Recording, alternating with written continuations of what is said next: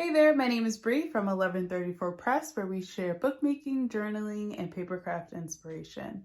So today I'm here to tell you that if you junk journal or do art journaling, then you need to have this free app on your phone. I designed this free and personalized journaling card in a matter of a few minutes with Impose. So if you're not familiar with the app Impose, it's really simple photo editing app that's really popular with the aesthetic mood board community. I even used it on my own Instagram to create mood boards for junk journals that I wanted to make in the future. So I've been playing around with this app for a while, and there's a free version, and I loved it so much that I upgraded to the paid version, which I think was only like $4.99 or something like that. Then a few days ago, it clicked that I could totally use this app to create printables and ephemera to use in my own junk journals. And you guys know that this month I've been making a junk journal for Poetry Month, and I'll make sure to link a couple of those videos in the cards above for you to watch. Since this book that I'm making this month, it has tons of pockets, I need more journaling cards, and I don't have enough in my stash, or at least I don't have the journaling cards that I would like to use for this particular book. So of course I'm going to make my own. If you find yourself working on a specific project and you don't have the ephemera that you want or can't find the printables on the internet, then I totally recommend watching this tutorial and learning how you can screen grab some images from Pinterest and add them together to create a journal card or any kind of ephemera that you want to create. So without further ado, here's the tutorial. It's going to be a screen recording of me navigating the app and creating the journal card that I showed you earlier. To begin, we'll create a new project and select Add New Layer on the left-hand side menu. I took screenshots of images that I wanted to use prior to recording.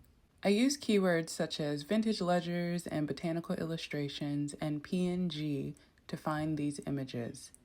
Using PNG at the end of your keyword searches is important because you'll likely find images that don't have busy backgrounds, which makes editing in the app easier. Once you select your image, it will ask you if you want to analyze the photo. This is a tool that will automatically remove the background. It's not always accurate, and you'll see that after I finish cropping the photo. It will give you 4 options to choose from. They're obviously not going to work, so I'm going to keep the original cropped photo and manually edit.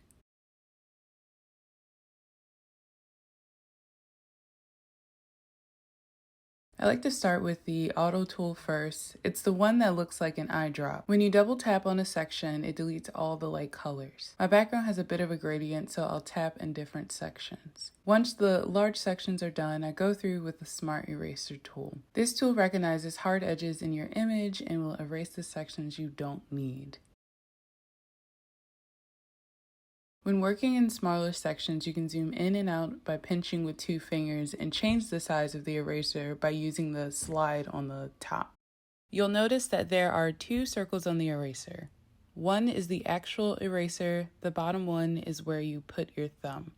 You can change the distance between the 2 by using the edge slider. I prefer to keep them far apart so my thumb isn't getting in the way of me being able to see the eraser. And then I'm just going to go through and clean up the image. You can be as detailed as you want, but this is just for me, so I'm not too worried about it. I should also use this time as a gentle reminder about copyright use. It's okay to use images for your own personal use that you grab from Pinterest, but it's not okay to make printables or ephemera to sell without the proper license from an artist. If making printables to sell is something that you're interested in, I recommend checking out creativemarket.com. It's like Etsy, but for graphic designers. It's a platform where independent artists have commercial license that you can purchase so you can use their graphics in your products. I feature Creative Market in my video on how to make stamps at home, so if you want to learn more about it, definitely check out that video, but I'll link their website in the description below as well. All right, so once our editing is done, we can add a new layer and repeat the same steps for the next image. I think you can use up to 15 layers with the free version and more with the paid. If you find yourself in a situation where you need more layers, save your collage and use it as a layer in a new project. Collaging this way is so relaxing. Now that it's getting warmer, I like to sit on my porch with a glass of wine and just zone out on making these mini digital designs. If you'd like to see more of these types of videos, I'll link my papercraft and DIY playlist above.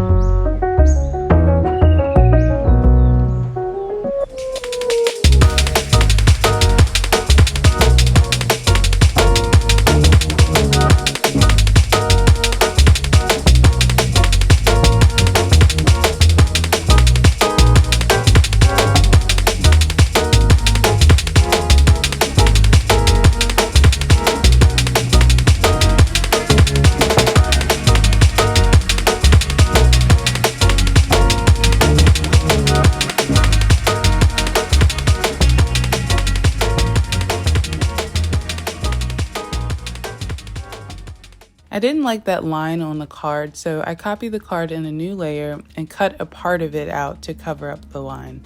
You can move the position of the layers too, and if you created a composition that you like, you can lock layers to make sure they don't move when you're working on another part of the composition.